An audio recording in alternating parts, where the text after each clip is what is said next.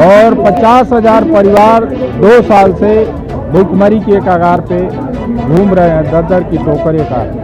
तीनों engine BJP के हैं ऊपर से नीचे तक। देखो तीनों नहीं 30 इंजन हो जाए, लेकिन जब नियत ही नहीं रहेगी तो नीति नहीं बन पाएगी। हमसे बहुत बड़ी गलती हुई।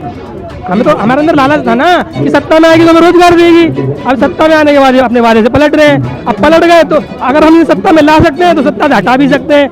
हमने घर घर जाके लोगों को प्रचार किया बीजेपी को लाने के लिए, अब बीजेपी को हटाने के लिए प्रचार करेंगे अगर हमारा रोजगार नहीं मिला तो। जी बिल्कुल, हमें तो यही लग रहा है कि बीजेपी ने अपना उल्लू सीधा करने के लिए हमें बकरा बनाया। उन्होंने विधानसभा में जीत हासिल करने के लिए हमें जुमले वादे किए जो अब ये पूरा नहीं कर रहे। नमस्कार, 4 PM दिल्ली देख रहे हैं आप। मैं हूं आपके साथ शाहीन खान। मैं इस समय दिल्ली के सिविल लाइन इलाके में मौजूद हूँ और मेरे ठीक पीछे आप देख सकते हैं कि दिल्ली के एक समय पर लाइफ लाइन कहने वाले लोग जो कहीं ना कहीं दिल्ली की DTC बसों में सिविल डिफेंस वॉलंटियर्स के तौर पर तैनात थे, जिनका जो मुद्दा है लगभग पिछले कई सालों से चलता आ रहा है। जब पार्टियां सरकार बदल जाती है लेकिन मुद्दा वहीं का वहीं रहता है। बस मार्शल से क्या वादा पूरा करो, इस मांग को लेकर के तमाम लोग यहाँ पर पहुँचे हैं अपनी मांगों को लेकर के। लेकिन आप देख रहे हैं कि मौसम इस समय पूरी तरीके से ख़राब हो चुका है, लेकिन बारिश के बावजूद ये लोग अपनी बात रखने पहुँचे। आपको बता दें थोड़ा सा, ये लगभग 10,000 से भी ज़्यादा बस मार्शल से जिनको रातों रात अपनी ड्यूटी से हटा दिया गया था बिना किसी ठोस कारण दिए गए। और पिछली सरकार में ये आरोप लगाए गए थे कि कहीं ना कहीं दिल्ली के LG द्वारा इनको हटाया गया। आम आदमी पार्टी की तरफ से पूरी कोशिश की गई थी इनको वापस नौकरी पे लगाने के लिए, लेकिन वहीं जब भारतीय जनता पार्टी पूरी तरीके से विपक्ष में थी, इस मुद्दे को पूरी तरीके से बुनाती थी और आम आदमी पार्टी को कहीं ना कहीं सवालों के घेरे में लेती थी। और पिछले दिनों विजेंद्र गुप्ता द्वारा जब बीजेपी सरकार नहीं बनी थी, वादा भी किया गया था कि बीजेपी की सरकार बनने के 60 दिन के भीतर कहीं ना कहीं इनको नौकरी पर वापस ला दिया जाएगा। अब देखिए किस तरीके से लोग बारिश में यहाँ पर नारेबाजी कर रहे हैं।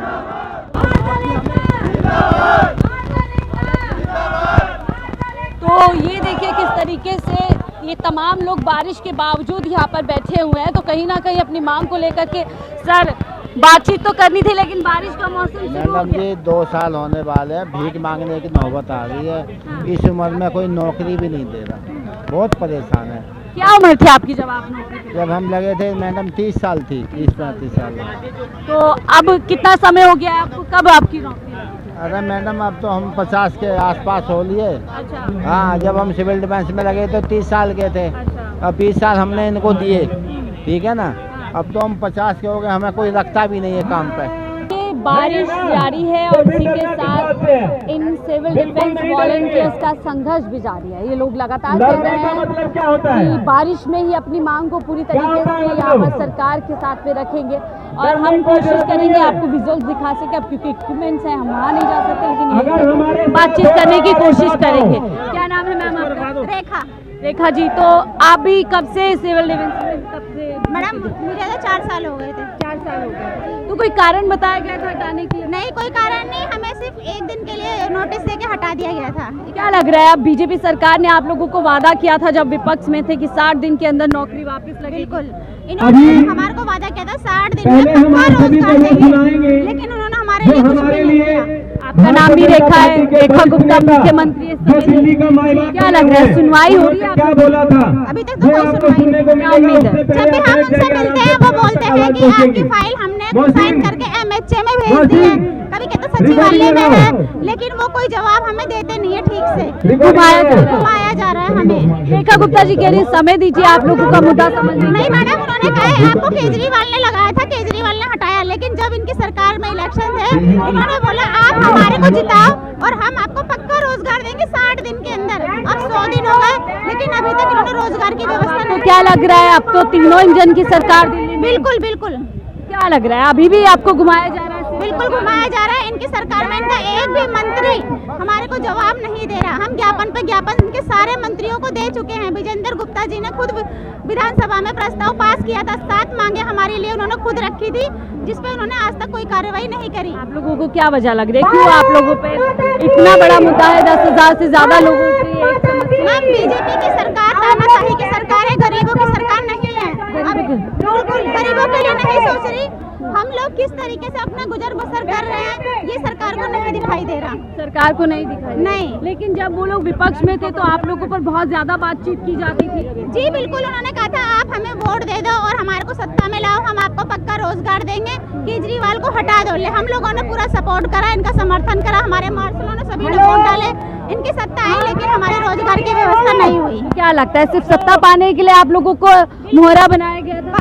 ये हमारे को आप सभी को मालूम होगा, मोहरा बनाया और हमें नौकरी नहीं दे रहे। आज हम सड़क पर बैठे हुए किस हालात में हम देख रहे हैं, बारिश में, ठंड में, धूप में हम लोग हमेशा प्रोटेस्ट कर रहे हैं। विधानसभा के अंदर हमारे लिए रेगुलेशन पास हुआ, उसमेमें क्या लिखा हुआ है? पूरे विधानसभा का मेंबरों ने लिखा है और अपनी सहमति जताई है। क्या लिखा है?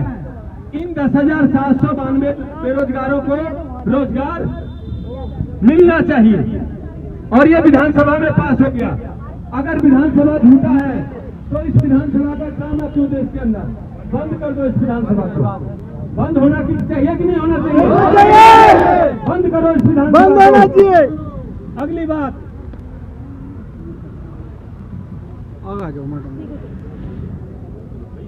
सचिवालय के अंदर, सचिवालय में कैबिनेट नोट बना, उस कैबिनेट नोट में दिल्ली सरकार के सारे कैबिनेट मंत्री। देखिए यहाँ से पूरी तरीके से 2023 से धरना चल रहा है, जैसे कि मैंने आपको पहले बताया था, और लगभग उससे पहले से ये मुद्दा चल रहा है। सरकार वादा करती है लेकिन पूरी तरीके से अब क्या लग रहा है? कहा था 7 दिन के भीतर पक्की नौकरी। देखिए, जब किसी सरकार की नीयत नहीं होती है तो नीति नहीं बन पाती है। जबकि जिस समाज के द्वारा जनप्रतिनिधि चुना गया वो समाज के जनहित के लिए चुना जाता है, वो दायित्व जनहित के लिए दिया जाता है। लेकिन ये बहुत ही दुर्भाग्य की बात है कि अपने वचनों पर कायम न रहते हुए और समाज के जनहित के तरफ अपनी दृष्टि न डालते हुए, वो नियत उनकी नहीं है तो नीति शायद न बन पा रही। आपको क्या लगता है, आपके परिवार भी है, सिर्फ 10,700 कुछ वॉलंटियर्स हैं, उससे जुड़े परिवार है, क्या पूरी तरीके से सड़क पर आ गए इस डिसीजन? ये सब पूरा देश देख रहा है, इससे कोई अछूता नहीं है। 10,792 मल्टीप्लाई 4 कर दिया जाए, अगर एक जनसंख्या पे 4 सदस्य तो लमसम ये 50,000 की जनसंख्या पहुंचती है और 50,000 परिवार 2 साल से भूखमरी के कगार पे घूम रहे हैं, दर की टोकरे का। आपको क्या लगता है, जब चुनाव था तो आप लोग काफी अच्छे लग रहे थे, आप लोगों की बात की जा रही थी, मुद्दा भी समझ आता था। अब चुनाव हो गया है तो मुख्यमंत्री के लिए समय चाहिए मुद्दा समझने के लिए, और वादा पूरी तरीके से। देखिए, ये अभी भी आप लोग मीडिया है, धन्यवाद है कि यूट्यूबर मीडिया तो कम से कम हम लोगों का आवाज़ बन के उठाती है। नेशनल मीडिया तो मैं क्या कहूँ, देश का चौथा स्तंभ जो कहा जाता है, वो कहीं न कहीं अपने आप को या तो गुलाम साबित कर रहा है या क्या कर रहा है मुझे नहीं, वो खुद चिंतन करे इसको। और रेखा गुप्ता जी जो कह रही हैं तो कहने से नहीं होता। आप समय, साक्ष्य और प्रारूप आप द्वारा जनता को, इन बच्चों को, समाज को खूब आराम से दे सकते हैं कि हमारे पास ये हमारी पूरी नियत है, हमने ये नीति बना दिया है, इस नीति में इतना समय है, ये साक्ष्य है और ये प्रारूप। अब तो तीनों इंजन बीजेपी के हैं ऊपर से नीचे तक। देखो, तीनों नहीं 30 इंजन हो जाए, लेकिन जब नियत ही नहीं रहेगी तो नीति नहीं बन पाएगी। नियत नहीं होगी तो नीति नहीं बन पाएगी। लेकिन पीएम मोदी लगातार दावा करते हैं कि अगर किसी सरकार की नियत है कुछ करने की तो बीजेपी सरकार। अब ये तो आप देख रहे हैं, देश की राजधानी ये है दिल्ली, और दिल्ली में पूरे विश्व में एक महामारी आया था, वो कोरोना। उस समय इनको फर्स्ट लाइन वर्कर कहा जाता था और उनसे फर्स्ट लाइन वर्कर कह के सेवा लिया गया।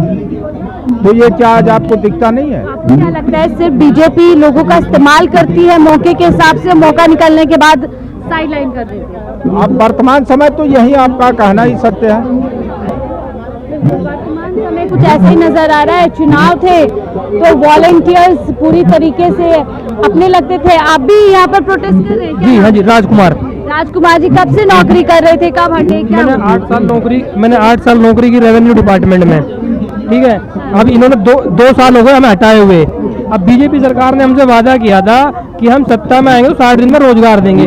इस लालच में आके हमने लोगों के घर घर जाके प्रचार किया कि बीजेपी आएगी, अच्छा काम करेगी, लोगों के बढ़िया काम करेगी, जो सुविधा चल रही है वो वापस मिलती रहेगी। लेकिन सत्ता में आने के बाद इतने बड़े मुंह में आ गए कि जन पहचान ही नहीं रहे हमें। इनसे मिलने जाओ तो भगा देते हैं, कहते जानते नहीं है। जब ये विपक्ष में थे तो हमारे लिए प्रदर्शन करते थे जगह जगह, केजरीवाल झूठा है, फ्रॉडी है, फर्जी है, ये है वो है। अब सत्ता में आ गए तो हमसे मिलने को तैयार नहीं। विजेंद्र गुप्ता के घर पे जाओ तो भगा देता है, वीरेंद्र सचदेवा के पास जाओ तो उसमें टाइम नहीं है मिलने का, रेखा गुप्ता से बोलो तो कहती है जिसने तुमसे वादा किया था उससे बात करो। तो हम जाए कहाँ?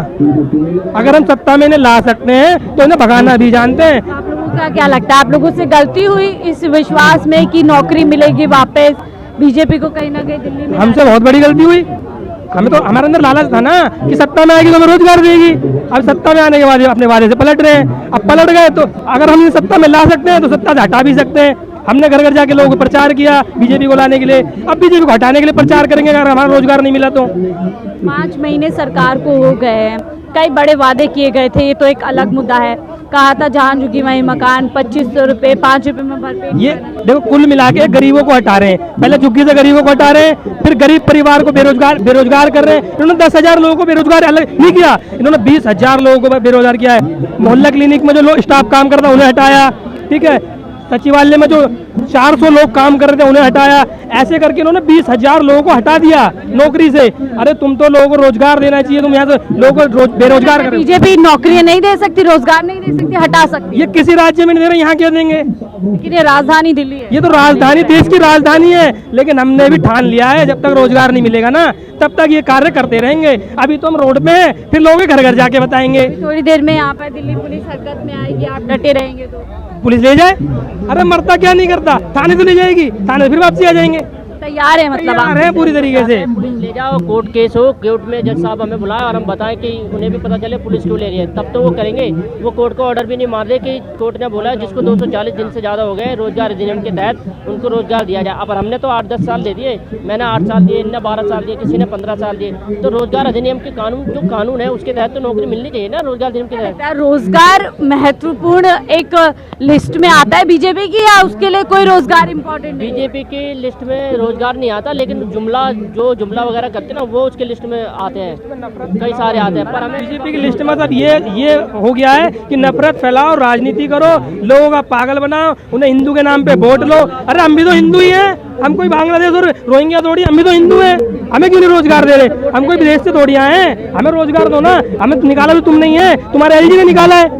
भाई एलजी कहता है मैंने निकाला, साइन तो तू नहीं किए थे। पहले आप वर्सेस एलजी होता था, लेकिन अब तो तीनों इंजन बीजेपी के हैं। केंद्र में बीजेपी, दिल्ली में बीजेपी, एमसीडी में बीजेपी, एलजी बीजेपी का। अरे चारों तरफ तो तुम ही है। दिल्ली में 5 लाख वैकेंसी खाली है, 40 डिपार्टमेंट है, पीडब्ल्यूडी, डीडीए, ऐसे ऐसे डिपार्टमेंट जो सारे खाली पड़े हैं। स्टाफ की जरूरत है, लेकिन ये रखना नहीं चाहते, पता नहीं क्या लग रहा है, क्या नियत में खोट है बीजेपी? बिल्कुल खोट है। अगर इनकी नियत में खोट है तो हमारा संघर्ष भी खत्म नहीं होगा जब तक रोजगार नहीं मिलेगा। सत्ता में लाए हैं तो हमें चाहे 5 साल लग जाए, इन्हें सत्ता से उखाड़ फेंकेंगे। ये इस संजय में ना रहे। युवा लोग है, कब आपकी नौकरी लगी? मेरी नौकरी लगी थी जब मैं 20 साल का था, अब मेरी उम्र हो रही है 32 साल। अब मैं कहाँ जाऊँ? मैंने सारा एक्सपीरियंस तो यहाँ दे दिया, पोस्ट ग्रेजुएशन कर रखी है मैंने, ये भी नहीं अनपढ़ हूँ, पढ़ा लिखा पोस्ट ग्रेजुएट हूँ। पढ़े लिखे लोग यहाँ पर। मैं ये जानना चाहता हूँ बीजेपी या कानून को नहीं मानती है, या ये विधानसभा को नहीं मानती है, या ये सचिवालय को नहीं मानती है? विधानसभा में पास हुआ बिल हमारा रोजगार पक्का करने का, बीजेपी ने खुद पास करवाया सचिवालय में, खुद इनके सारे कैबिनेट मंत्रियों ने, सारे विधायकों ने बात किया। इन्होंने अपना किया हुआ ये नहीं दे रहे हमें नौकरी, क्यों नहीं दे रहे? क्या मतलब कोई वैल्यू नहीं है? चुनाव, क्या लगता है सिर्फ चुनाव में आप लोगों के जो है यूज किया गया आप लोगों को, ताकि लोगों को दिखा करके वोट बटोरे जा? जी बिल्कुल, हमें तो यही लग रहा है कि बीजेपी ने अपना उल्लू सीधा करने के लिए हमें बकरा बनाया। उन्होंने विधानसभा में जीत हासिल करने के लिए हमें जुमले वादे किए जो अब ये पूरा नहीं कर रहे। मैडम मैं ये पूछना चाहता हूँ बीजेपी से, और विधानसभा में पास हुआ बिल वो मान्य नहीं है तो फिर जितने भी बिल आप पास करो सारे बेकार है, किसी की वैल्यू ही नहीं है। और इसकी वैल्यू नहीं तो वो भी वैल्यू नहीं है, तो विधानसभा बंद करो, सचिवालय बंद करो, क्यों बैठा रखा है, क्यों बना रखा है? विधानसभा हो, संसद हो, वहाँ पर कानून तो बनते हैं, लेकिन वही कानून जो बीजेपी को कहीं ना कहीं फायदा पहुँचाते हैं, लेकिन जो फायदा नहीं पहुँचाते वो कानून भी मान्य नहीं। मैं पूर्व बस मार्शल, हमारा लगभग 22 महीनों से धरना प्रदर्शन चल रहा है।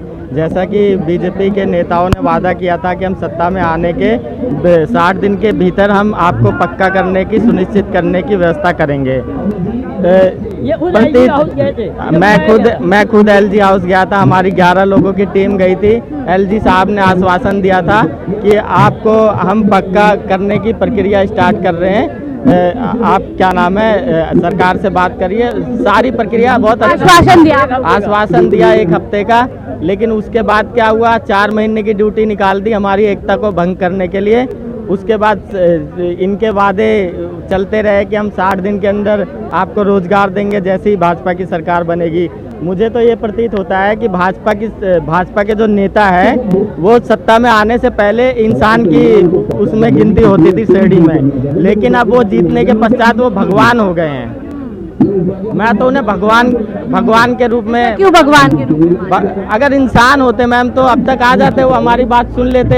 हमारे बच्चे यहाँ सड़क पे बिलक रहे हैं, हम बेघर हो गए हैं, बेरोजगार हो गए हैं। आप तो कहते हैं एक महिला मुख्यमंत्री है, वो महिला एक ज्यादा अच्छे से जानती है लोगों की परेशानी। वो हमारे लिए लक्ष्मी माता है। अगर वो इंसान होती तो उनके कानों तक आवाज जरूर चली जाती। भगवान को मनाने के लिए हमें बहुत कुछ करना पड़ता है।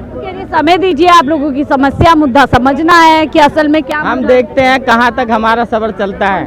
मैडम, केंद्र सरकार इनकी है, केंद्र में अमित शाह जी है, पूरा देश चला रहे हैं, पूरे देश में सिविल डिफेंस काम कर रही है। या दिल्ली में ही जो एक्ट लगा हुआ है, दिल्ली में ही बैन करना है? दिल्ली से सरकार पूरे देश में चलती है, ना कि पूरे देश से दिल्ली में। उनका कहना है आप लोग ऐसी स्टाफ है जो सिर्फ आपदा के समय काम आ सकती है, जो आपदा में। मैडम, ये अगर हम आपदा के समय काम आ सकते हैं तो इन्होंने अपने ऑफिसों में हमें क्यों लगा रखा था? वो कौन सी आपदा आ रही थी? इनके घरों में जैसे पुलिस वालों को लगाया जाता है सिक्योरिटी गार्ड के रूप में, उस तरीके से लगा रखा था। वहाँ कौन सी आपदा आ रही थी? मुझे बीच में याद आया कि जब आम आदमी पार्टी की सरकार थी, पॉल्यूशन का मुद्दा गरमाया था, तो कहीं ना कहीं कुछ समय के लिए आप लोगों को उसमें लगाया गया। कुछ समय के लिए एकता तोड़ने के लिए रिक्रूट किया गया। उस समय कौन सी आपदा थी? मैं कहता हूँ अगर आपदा होती है तो वो 2-4 दिन के लिए होती है, महीने के लिए होती है। हमने 10-10 साल सर्विसेज दी है, और किस बेसिस पे बीजेपी ने वादा किया था सत्ता में आने से पहले कि हम आपको पक्का करेंगे? वो इस चीज का जवाब देना चाहिए ना उन्हें। पूरा करें ना, वादा किया था पूरा करें, लेकिन 5 महीने से अपनी ये वादा हो या कोई और वादा हो, फिलहाल दिल्ली के अंदर पूरा होता नजर नहीं आ रहा है। ऐसे में लोग मजबूर हैं अपनी मांग को सड़क से कहीं ना कहीं विधानसभा तक उठाने का, लेकिन विधानसभा में भी कानून पूरी तरीके से नजर आता है, लेकिन सड़क पर, धरातल पर इसकी कोई पूरे होते आसार नजर नहीं आ रहा। फिलहाल इस रिपोर्ट पे